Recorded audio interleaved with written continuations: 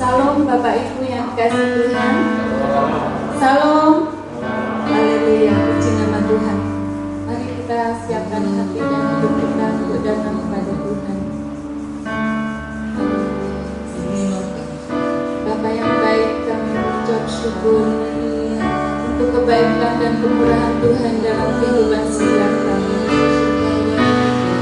Kami mau menyiapkan tubuh, jiwa, dan roh kami untuk menghadiri hadirat-Mu Tuhan. Kami rindu memuji, kami rindu menyembah-Mu, kami mengucap syukur untuk kemuliaan-Mu. Biarlah segenap kehidupan kami menyatakan bahwa Engkau-lah segala-galanya dalam hidup kami.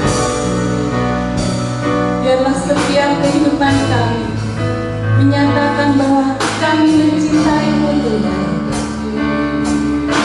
Terima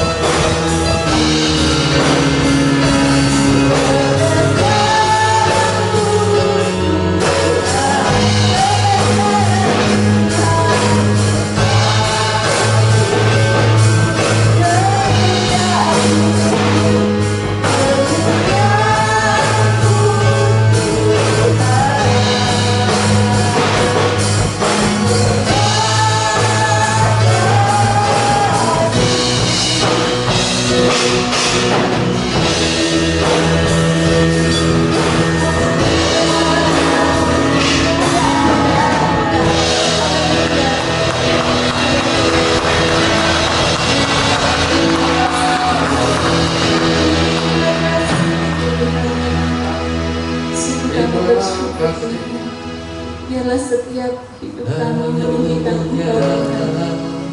Terima kasih Yesus. Ini penyataan kami di hadapan Tuhan pagi hari ini. Biarlah setiap kehidupan kami hanya menyenangkan hati Tuhan, memuliakan nama Tuhan. Terima kasih Tuhan, terima kasih. Sungguh kami mengucap syukur. Kami berdoa hanya di dalam nama Tuhan Yesus Kristus. Haleluya. Amin. Tuhan, rindukan hadirat-Mu. Ini kerinduan kami Tuhan. Memenuhi hatiku. Rohku sujud menyembah-Mu.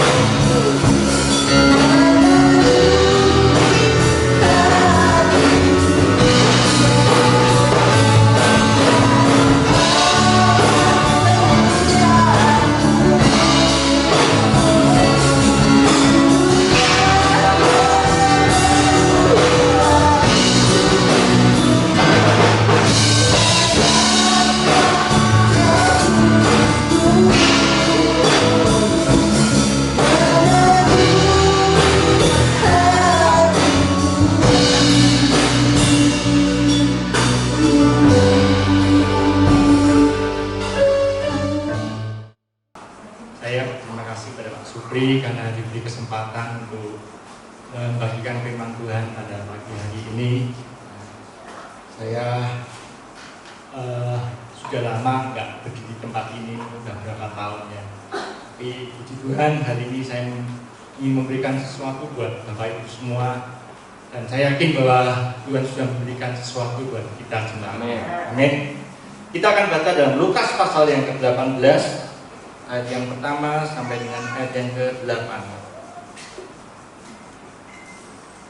Sebelumnya saya mau mengatakan saya datang tidak sendiri ya. Saya datang sama istri saya yang di depan ini, namanya Vera ya. Nanti kalau mau perkenalan boleh ya. Lukas pasal yang ke-18 ayat yang pertama sampai dengan ayat yang ke-8. Saya akan bacakan ayat yang ganjil, Bapak Ibu nanti membaca ayat yang 6. Lukas pasal 18 ayat yang Lukas pasal yang ke-18 ayat yang pertama sampai dengan ayat yang ke-8. Saya ayat yang ganjil, Bapak Ibu nanti baca ayat yang 6. Perumpamaan tentang hakim yang tak benar. Yesus mengatakan suatu perumpamaan kepada mereka untuk menegaskan bahwa mereka harus selalu berdoa dengan tidak jemu-jemu. Katanya, dalam sebuah kota ada seorang hakim yang tidak takut akan Allah dan tidak menghormati. Dan di kota itu ada seorang janda yang selalu datang kepada hakim itu dan berkata, "Belalah hakku terhadap pelawanku."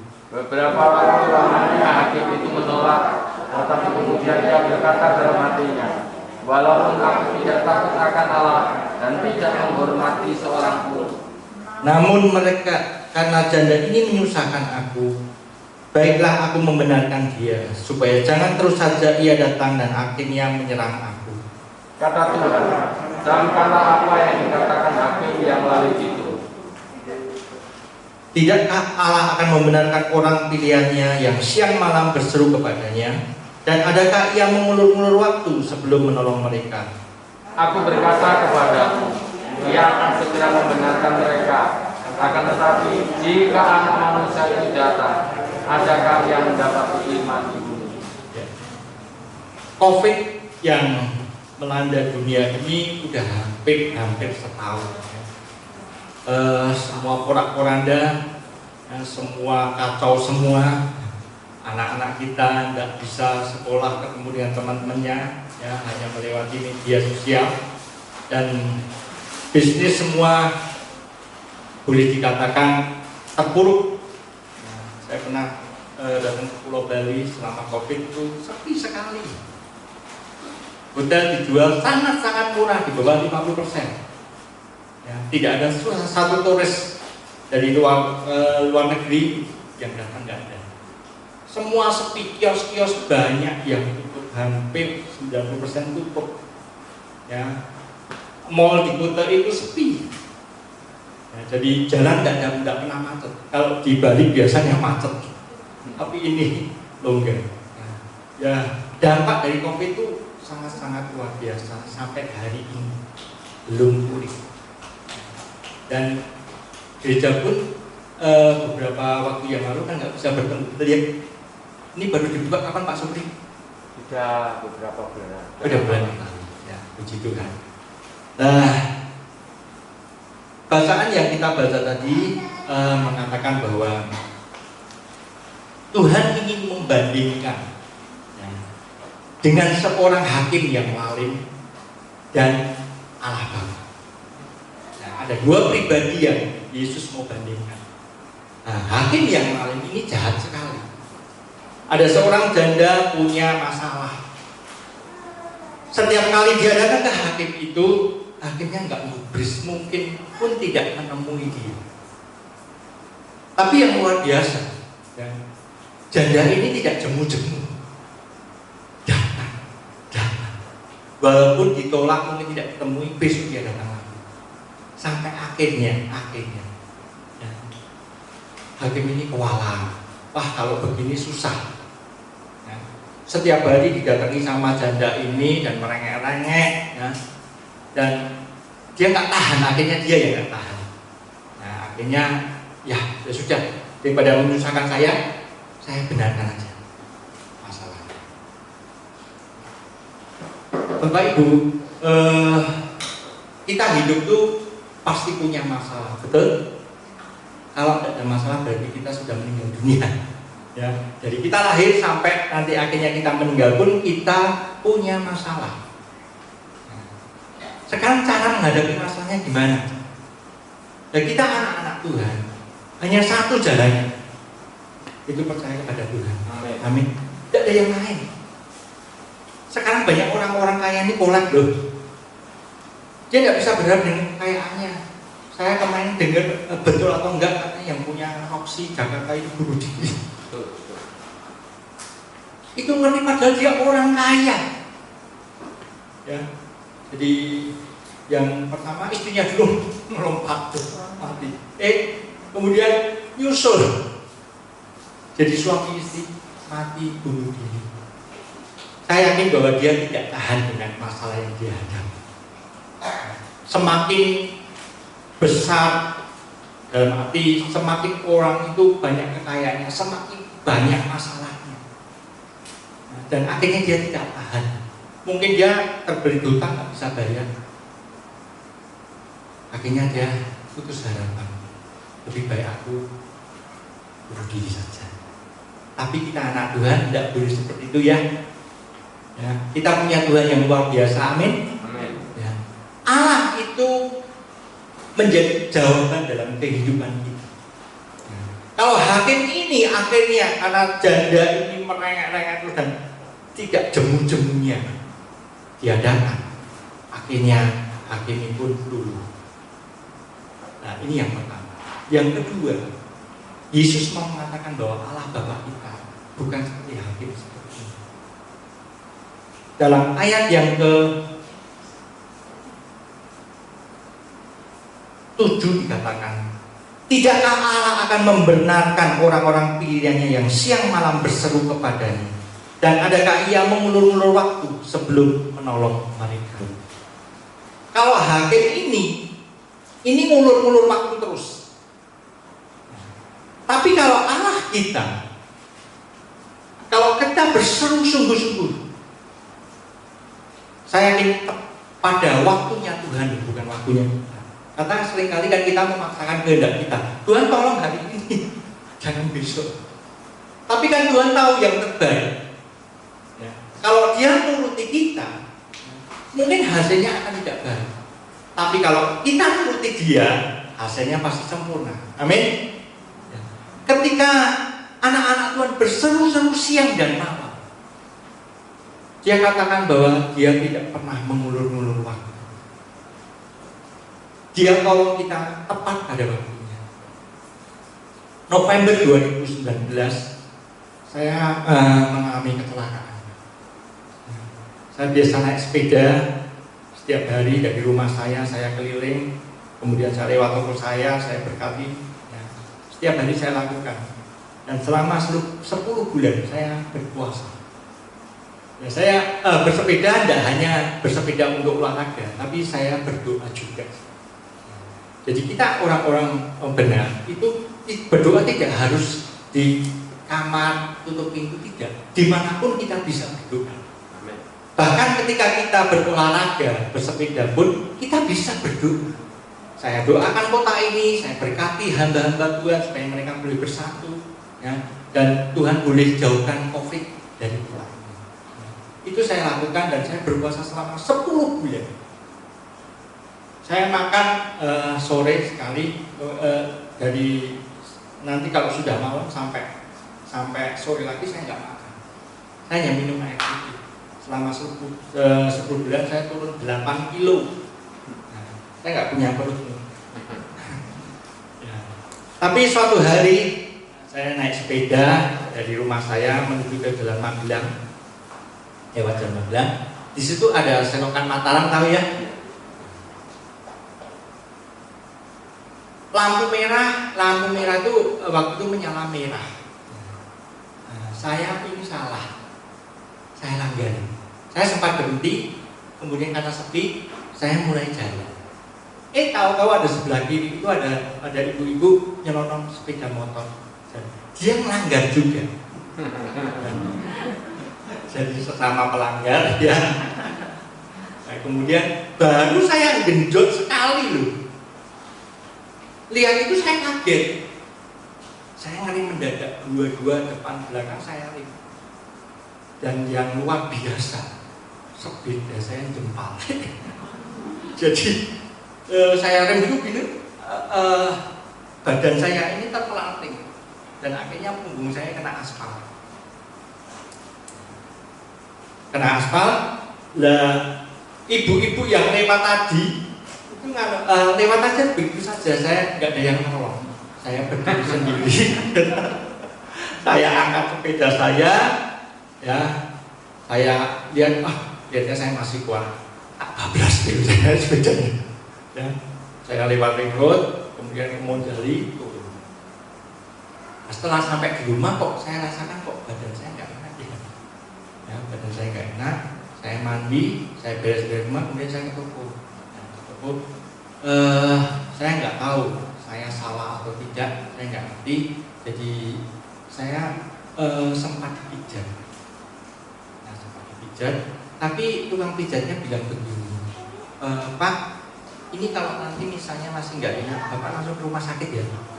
jadi ya kemudian saya ke toko itu, dari pulang dari pijat itu saya bilang, loh kok mukamu jadi kuning, dia bilang gitu. Dan saya sempat mual mau muntah, akhirnya ya oke aku tak tidur sebentar, saya naik tidur sebentar, tapi badannya udah nggak enak. Akhirnya saya bilang udah bawa ke rumah sakit aja. Saya ke rumah sakit, di dokter ternyata ginjal saya pendarahan. Ini masalah kemudian saya harus mondok ya. Saya harus mondok dipakai saya tidak diapa-apakan. Jadi saya sempat transfusi 2 kantong, HB saya turun dari 14 jadi 10 dalam waktu 2 hari. Dan dokter bisa hanya mengatakan begini, kalau kamu demam langsung kamu operasi, saya operasi. Bahkan ngeri. Akhirnya keluarga bersepakat saya juga ke Kuala Lumpur. Nah, di Kuala Lumpur saya 11 hari dan sempat demam. Nah, tapi Tuhan ajaib bahwa kalau saya di Jogja saya pasti udah dibedah. Tapi dia enggak. Saya akan tambahi dosisnya. Antibiotiknya ditambahi dosisnya, akhirnya saya tidak mendalam lagi, jadi saya bisa pulang. Ya, sudah bisa pulang. Dan dia ngomong bahwa pada waktu saya kecelakaan itu ginjal saya itu ada kistanya. Jadi kista itu nempel di ginjal saya.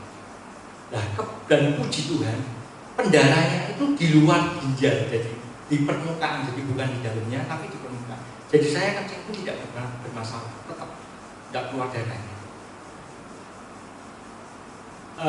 Pada waktu itu Panti itu mengatakan bahwa kista itu dia katakan bahwa itu tuh lebam. Dia analisanya itu lebam karena kebentur, ginjalnya lebam, jadi bulat lebam. Tapi setelah saya di Malaysia, itu dokter mengatakan ini bukan lebam, ini kamu punya kista. Dan jadi kejadian ini saya baru tahu bahwa saya punya kista. Tapi yang ajaib, Tuhan itu memang baik. Kalau saya nggak punya kista, udah hancur. Jadi kista itu membentengi ginjal saya dari benturan. Kalau itu nggak ada kistanya, mungkin udah lebih parah ginjal saya. Ajaib kan? Ada sesuatu yang tidak normal, tapi Tuhan izinkan itu untuk melindungi ginjal saya. Ajaib kan? Kadang-kadang kan kita tidak tahu bahwa Tuhan itu lebih tahu keadaan kita, dan Dia tahu yang terbaik buat kita. Amin. Ya udah, saya pulang, ya puji Tuhan, saya bersyukur bahwa Tuhan itu melindungi saya. Amin. Kenapa Tuhan izinkan? Banyak orang tanya sama orang-orang komsel, saya tanya, kenapa Pak Tejo itu sungguh-sungguh bisa kecelakaan? Dia bilang gitu. Saya ngomong di dalam Tuhan itu tidak ada tidak ada kebal, penyakit tidak ada kebal. Tapi yang saya yakin bahwa Tuhan akan melindungi dan menjaga. Dan saya ngomong ini, kalau Tuhan izinkan saya kecelakaan, ya, Tuhan pasti punya maksud yang baik. Dan akhirnya semua menjalankan kebaikan buat saya. Ya. Dan Tuhan mau tunjukkan bahwa dalam keadaan seperti itu sebenarnya saya nggak pegang uang banyak, tidak. Ya, tidak pegang uang banyak, tapi Tuhan cukupkan buat saya untuk luar biasa. Tuhan menjamin semuanya. Akhirnya saya bisa menyelesaikan semua administrasi dan luar biasa. Saya pulang dan sampai hari ini pun saya sehat.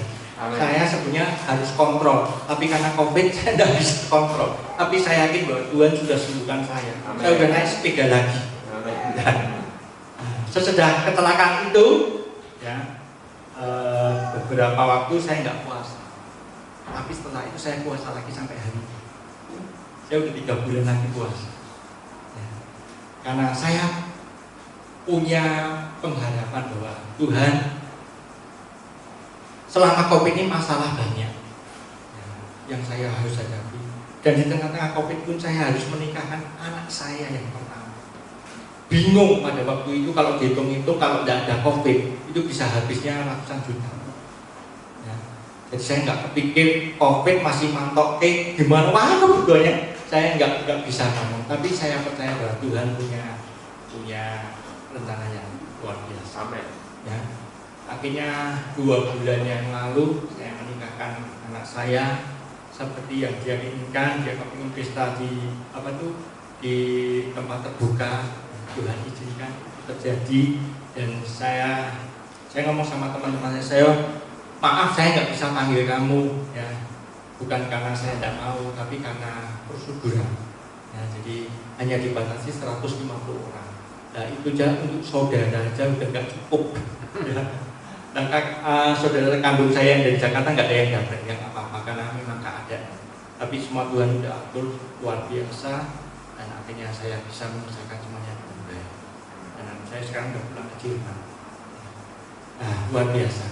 Jadi kalau kok benar di hadapan Tuhan ya, dan tidak jemu-jemu untuk mencari Dia tidak pernah ngulur-ngulur waktu.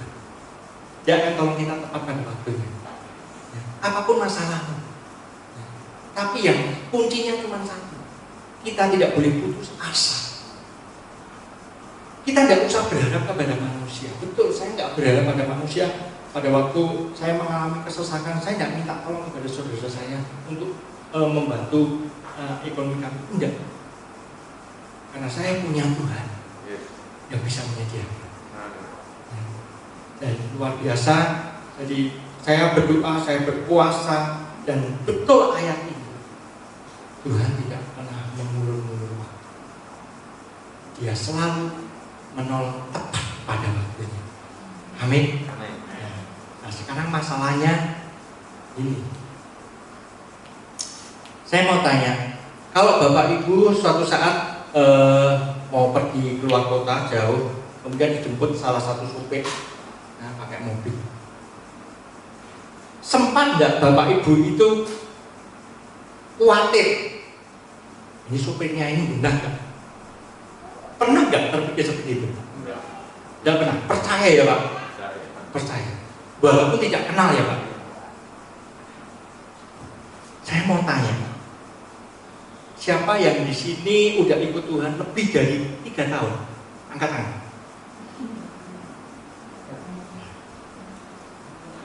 Tiga tahun sebenarnya sudah ya tidak mengenal banyak lah, tapi sedikit banyak sudah mengenal Tuhan Yesus ya. Tapi kenapa seringkali tidak percaya sama Dia? Betul? Ketika masalah itu datang, kenapa kadang-kadang kita ragu-ragu Tuhan? Malah kadang-kadang marah sama Tuhan. Tuhan, masalah yang satu belum selesai kok udah datang lagi.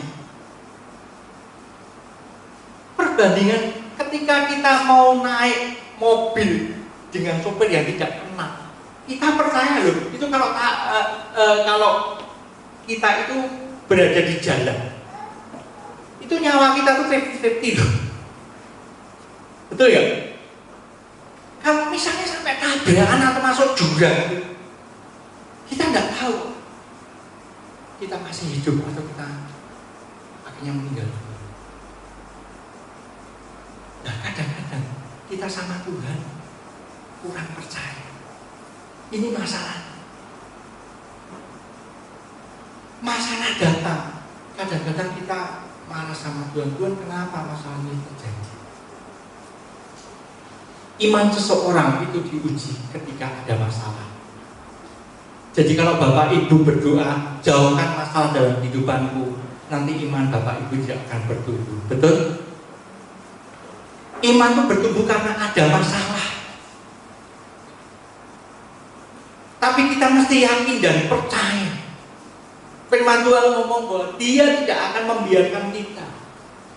Dia tidak akan mengulur-ulur waktu ketika kita minta tolong.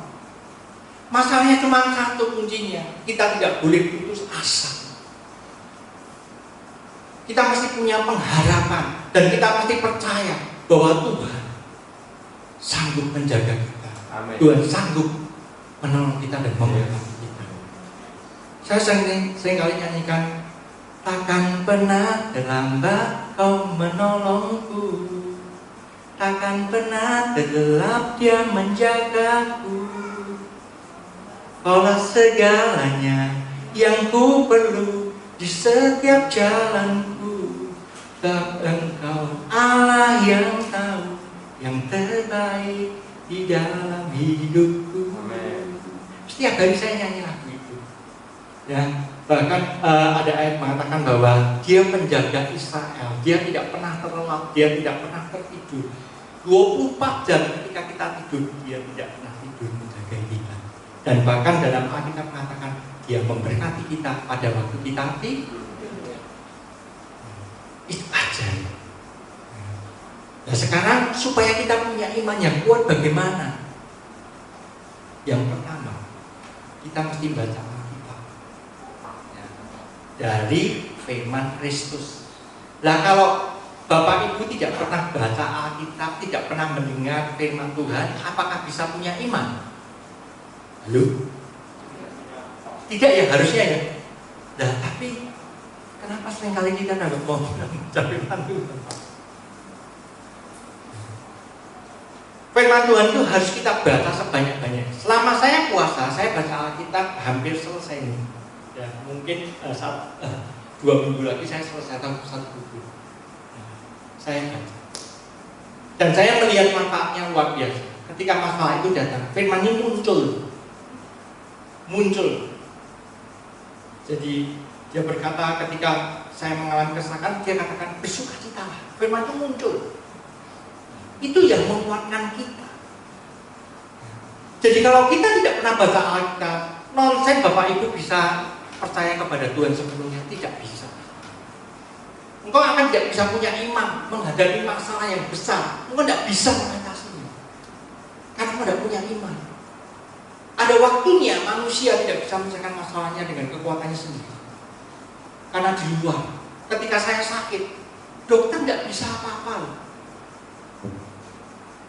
Di panti napi dia cuma bilang, kalau kamu demam langsung tak bedah. Enak lagi. Ya. Saya berdoa, Tuhan, aku percaya Engkau akan berubah. Yes. Dan betul saya tidak bedah, menurut saya masih utuh. Ginjal saya masih utuh dan berfungsi dengan baik. Amin. Saya sudah naik sepeda lagi keliling sambil berdoa.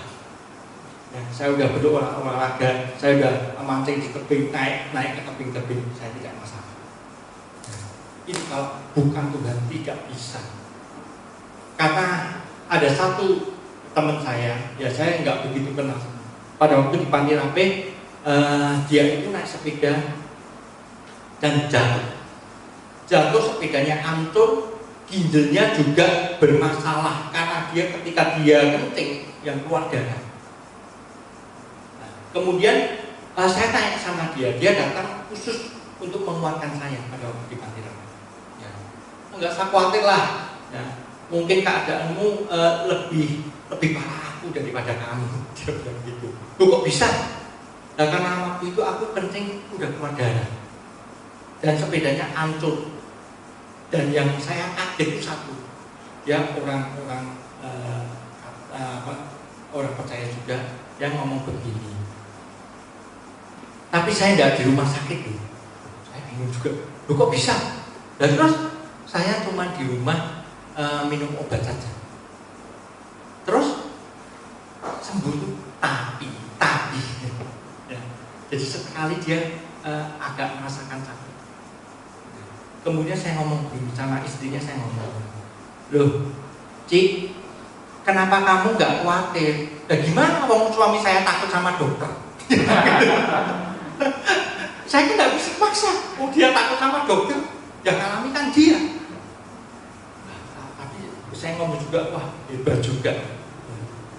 Ya, jadi akhirnya dia sembuh tapi tidak sembuh. Jadi sesekali dia mengalami kesakitan. Ya. Tapi puji Tuhan, Tuhan tidak izinkan diri saya sembuh dengan sempurna. Amin. Ya. Jadi luar biasa. Penyertaan Tuhan itu sangat luar biasa. Ya. Karena apa? Saya percaya. Lain kalau saya nggak percaya, mungkin akan terjadi sesuatu yang mungkin buruk. Oleh sebab itu, iman percaya kita itu yang Tuhan. Kalau Bapak Ibu baca di dalam Alkitab, ya, setiap kali Yesus menyembuhkan orang sakit, dia ngomongnya apa? Iman menyelamatkan kamu. Betul? Itu selalu dikatakan seperti itu. Karena apa? Percaya. Dan kalau kita anak-anak Tuhan tidak pernah mengalami mujizat Tuhan, saya khawatir apakah kita punya iman dan percaya kepada Tuhan. Saya mengalami banyak mujizat, betul-betul saya mengalami banyak mujizat. 2 hari yang lalu saya diberkati Tuhan. Saya ngomong sama istri saya, ya, kita gini nih, ekonomi kita ya jalan lah, Tuhan berkati. Saya itu dulu biasanya sering baca ikan ketik, karena dari ikan ketik itu saya banyak dapat sesuatu yang memberkati. Nah, kira-kira seminggu yang lalu saya pergi ke Bank BPI. Sambil saya menunggu, saya ambil KR itu, saya lihat KR. Nah, di situ ada tulis ada tanah di Sermo mau dijual. Saya juga tidak punya pikiran untuk beli, dan saya pikir adiknya dia itu kan kerjaannya buat mainan taman lampion di Monjali.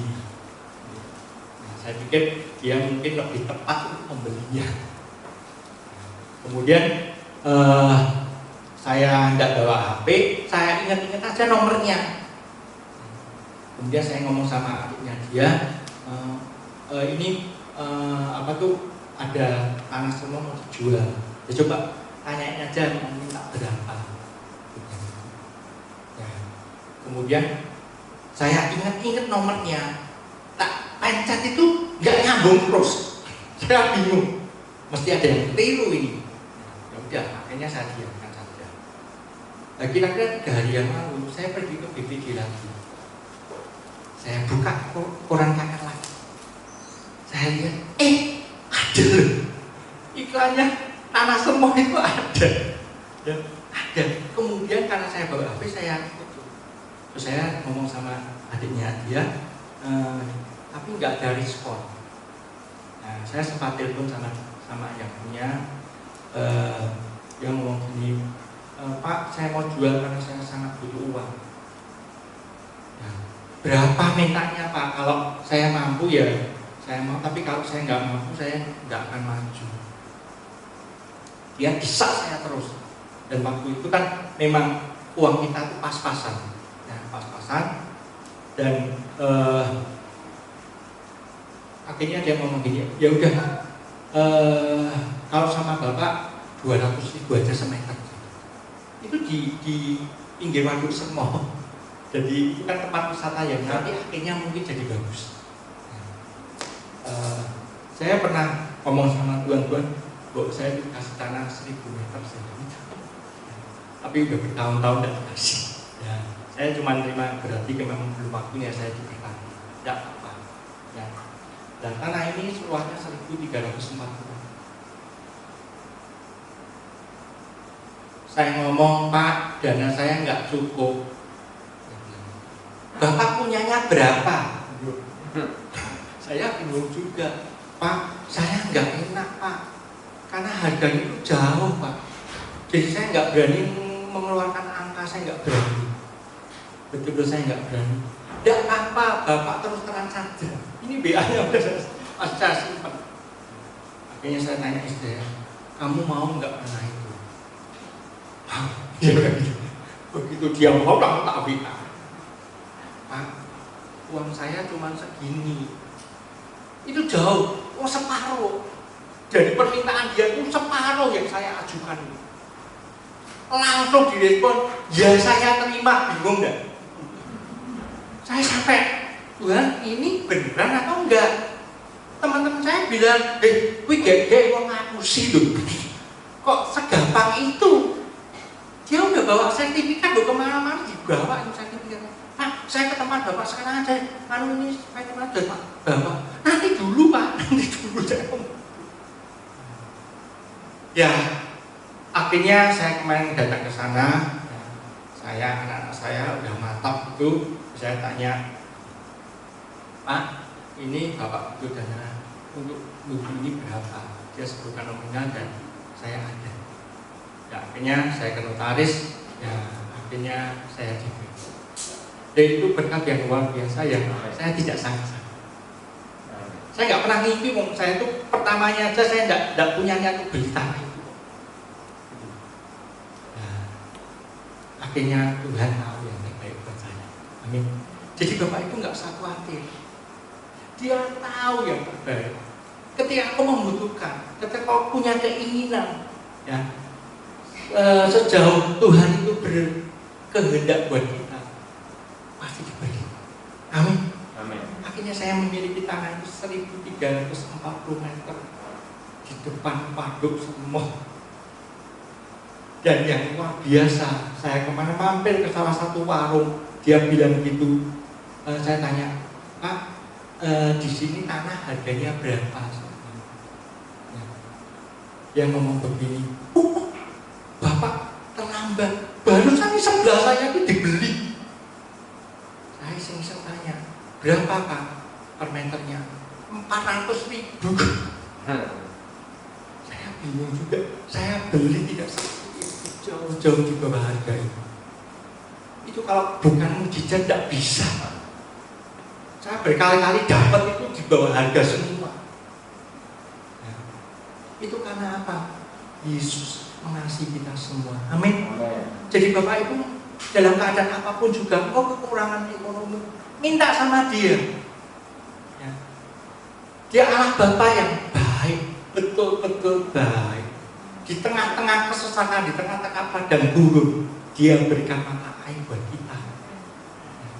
Cuma masalahnya engkau mesti baca Alkitab, setiap hari dibaca. Ini buku yang luar biasa, daripada baca yang lain-lainnya, baca ini saja. Ya.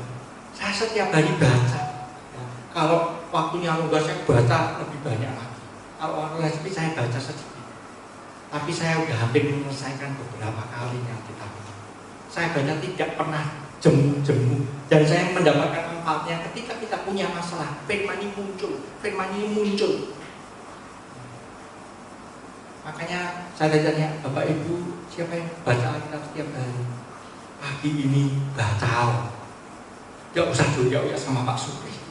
Engkau harus sadar, ya, ini masa-masa kesukaran. Ini baru permulaan.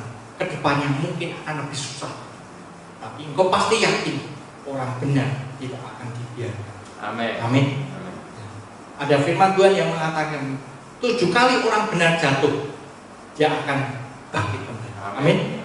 Baca ya ayatnya ini. Ini ayat yang luar biasa. Amsal 24 ayat yang ke-16.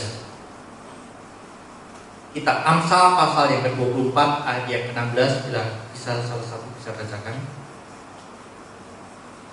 Sebab 7 kali orang benar jatuh, namun ia bangun kembali. Ya. Tapi orang fasik akan roboh dalam bencana. Ya. Ayat-ayat ini saya pernah mengalami pada waktu, mungkin saya pernah bersaksi di tempat ini. Saya kan kuliah di geologi UPN Veteran. Ya. UPN Veteran itu pada zaman saya masuk itu dia sistemnya paket. Jadi sistem kenaikan kelas. Jadi kalau ada satu nilai E, Bapak Ibu tidak akan naik, tapi setahun ini cuma ngulang satu mata kuliah itu yang E saja. Ya, pada waktu itu saya masuk ke skripsi, ya, skripsi. Karena saya geologi, saya harus memetakan area yang luasnya 9 kali 9 km, bukan 9 kali 9 meter, tapi 9 kali 9 km. Jadi itu 81 km persegi. Itu harus saya jalani dalam waktu berapa bulan, itu harus selesai. Dan saya udah jalani, sempat stres saya pulang karena saya sendirian, jadi nggak ditemani loh, itu sendiri-sendiri. Bayangin, saya dapat di daerah Bojonegoro itu hutan semua, hutan jati. Saya pernah tersesat, ya, tersesat di hutan itu, saya nggak bisa lihat arahnya pakai kompas, nggak bisa. Nah, akhirnya saya nunggu, ada suara kelonthong sapi, kelonthong. Saya pikir bahwa nanti ada gembalanya. Tak tunggu, Rono yang buat teman sapinya dan ada orangnya. Waduh, dan gimana? Tidak bisa tanya. Tapi ya puji Tuhan akhirnya saya bisa pulang ke mes saya bisa pulang. Ya. Setelah saya selesai di lapangan, saya ngerjakan tertulisnya. Dan golongan minoritas di UP itu cuma ada 1%. Saya termasuk yang 1%. Dan dilalah saya dapat dosen pembimbing itu yang agak rasis, jadi sama Chinese nggak semua. Nah, itu dan jelas-jelas kelihatan bahwa kelompok saya berlima itu mengerjakan semua yang 4 ACC-nya tidak lama. Saya ACC-nya lama sekali. Akhirnya saya sempat mutung, saya menangis di tempat tidur saya. Dan saya masih ingat saya dulu Ibu Mary Hartanti yang dari Solo itu sering tidur di tempat saya. Nah ketika pintu kamar saya terbuka, dia tahu. Dia lihat saya, terus dia masuk. Kamu ada apa? Saya ceritakan ini. Nah, dia ngomong, jelas saya masih ingat. Aku mau tanya sama kamu, apa dengan menangis skripsimu selesai? Dia ngomong cuma itu aja nih. Apa dengan menangis skripsimu selesai dengan sendirinya? Ya tidak. Tapi mulai itu kemudian saya dapat ayatnya yang hakim ini saya kerjakan, saya sodorkan ke dosennya gitu, dicoret-coret, saya pulang, saya kerjakan, tak masuk lagi, sampai akhirnya seperti hakim ini jelek hakimnya sama saya. Betul, itu saya alami betul. Akhirnya jadi ACC, akhirnya saya lulus. Trauma ini terbawa sampai hari ini. Setiap kali saya mimpi buruk, saya seolah-olah itu saya sekolah belum lulus. Nah itu betul, benar karena apa, perjuangannya berat sekali. Ya, saya harus maju, dicoret-coret, maju lagi, akhirnya seperti hakim selesai. Tapi terbawa dalam alam sadar saya bahwa saya itu kuliah nggak selesai. Ya, itu yang saya paham. Jadi kita tidak boleh putus asa, kita tidak boleh putus harapan. Itu yang paling penting. Jangan seperti yang punya Roksi tadi. Masalahnya bertumbuh-tumbuh, akhirnya bunuh diri. Di dalam Tuhan tidak ada jalan buntu. Betul? Katakan kepada saudaramu, di dalam Tuhan tidak ada jalan buntu. Dalam Tuhan tidak ada jalan buntu. Karena Dia adalah jalan kebenaran dan kehidupan. Amin. Jadi tidak ada namanya jalan buntu. Wah, aku udah putus asa, nggak bisa. Aku udah mentok, aku udah didatangi debt collector, aku nggak bisa bayar cicilan motor, aku nggak bisa bayar cicilan rumah. Kita punya Tuhan yang kaya dan luar biasa. Amin. Amin. Kalau posisinya benar, saya yakin Tuhan akan membela kita. Saya ngalami banyak sekali. Di tengah-tengah kesesakan, Tuhan bisa memberikan mata air. Di tengah-tengah padang gurun, Tuhan bisa memberikan yang tidak masuk akal. Karena Allah kita, Allah yang membuat mujizat. Amin. Amin. Ajaib Kau Tuhan, penuh kuasa, sanggup pulihkan keadaanku. Dalam tangan-Mu seluruh hidupku tak akan goyah selamanya. Amin. Amin. Lagu ini luar biasa, ajaib, betul-betul ajaib. Yang kedua, tadi kita mesti punya iman. Yang kedua, kita mesti berdoa. Dalam ayat-ayat tadi, dalam kitab Lukas pasal yang 18, Tuhan mengajarkan bahwa agar kita anak-anak Tuhan tidak jemu-jemu berdoa. Coba baca lagi Lukas 18 tadi. Sebenarnya Tuhan mau ajarkan itu saja.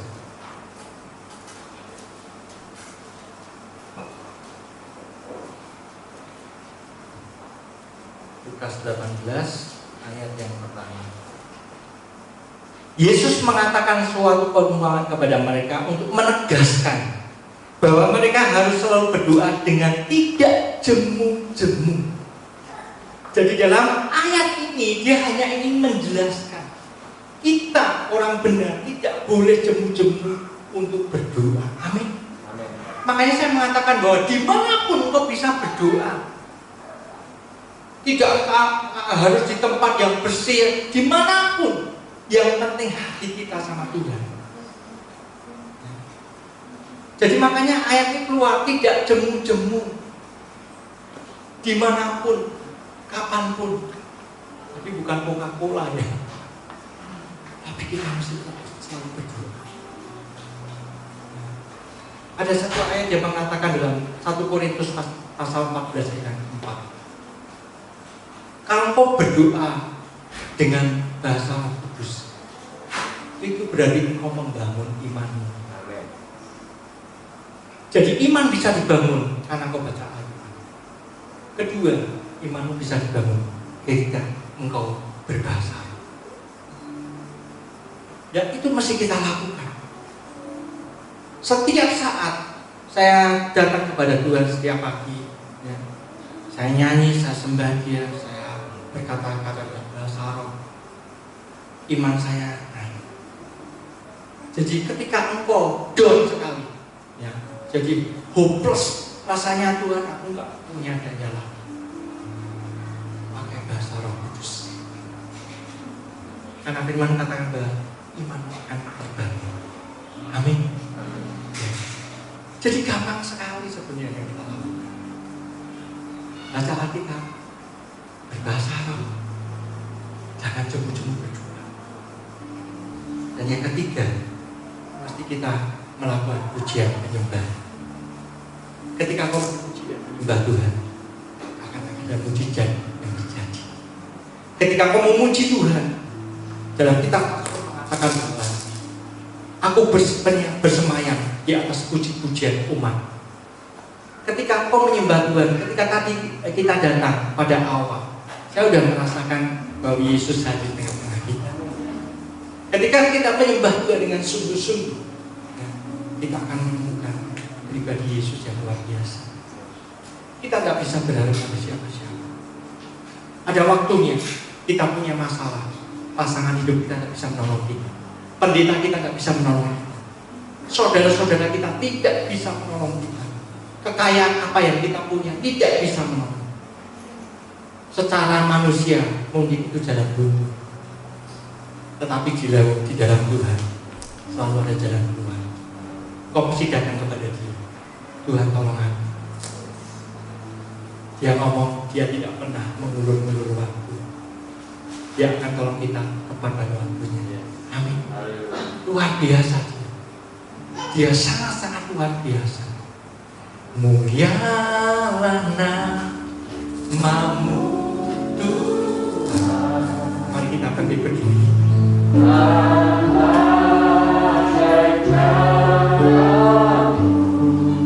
Pimpin kami ya Tuhan.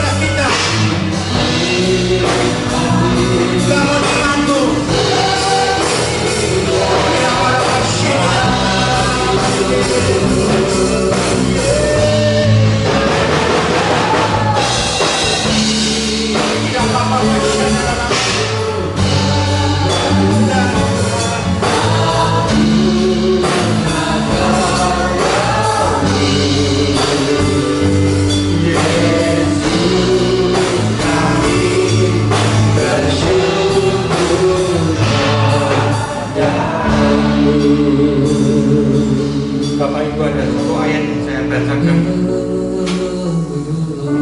1 Yohanes pasal yang kelima ayat yang keempat. Sebab semua yang lahir dari Allah mengalahkan dunia, dan inilah kemenangan yang mengalahkan dunia, iman kita. Kita hanya bisa mengalahkan masalah hidup kita karena iman kita kepada Yesus. Tidak ada yang lain. Ini jelas sudah dikatakan. Saya bacakan sekali lagi, 1 Yohanes pasal yang kelima ayat yang keempat. Sebab semua yang lahir dari Allah mengalahkan dunia, dan inilah kemenangan yang mengalahkan dunia, iman kita. Beri tepuk tangan buat Allah. Ajaib Kau Tuhan, penuh kuasa, sanggup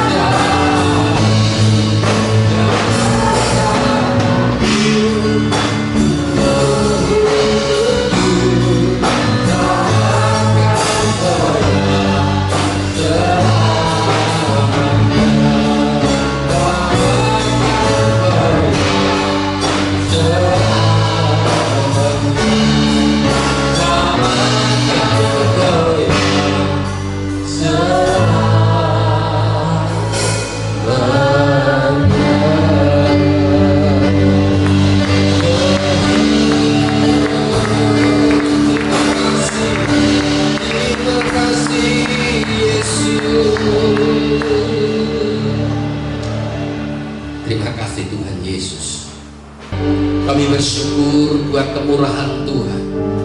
Kami bersyukur buat kebaikan Tuhan yang telah Tuhan berikan bagi kami, sehingga kami ada sebagaimana ada pada saat ini itu semata-mata karena berkat Tuhan. Biarlah firman Tuhan yang sudah Tuhan tanamkan dalam hati kami, biarlah iman kami semakin bertumbuh dan boleh semakin menjadi berkat bagi banyak orang. Terima kasih Tuhan Yesus. Terima kasih kiranya Tuhan memberkati seluruh jemaat-Mu yang saat ini hadir di tempat ini. Kiranya Tuhan berkati rumah tangga, pekerjaan, ekonomi, rezeki dalam kehidupan mereka. Terus berikan kekuatan, kesehatan, lindungi dalam kehidupan mereka. Memberkati juga bangsa negara kami, berkati pemerintah Kabupaten Sleman. Terima kasih, dan juga buat gereja-gereja yang di Kabupaten Sleman. Terima kasih atas izin yang telah Tuhan berikan bagi gereja di tempat ini. Ini sebuah anugerah Tuhan yang luar biasa, karya Tuhan yang indah buat kami.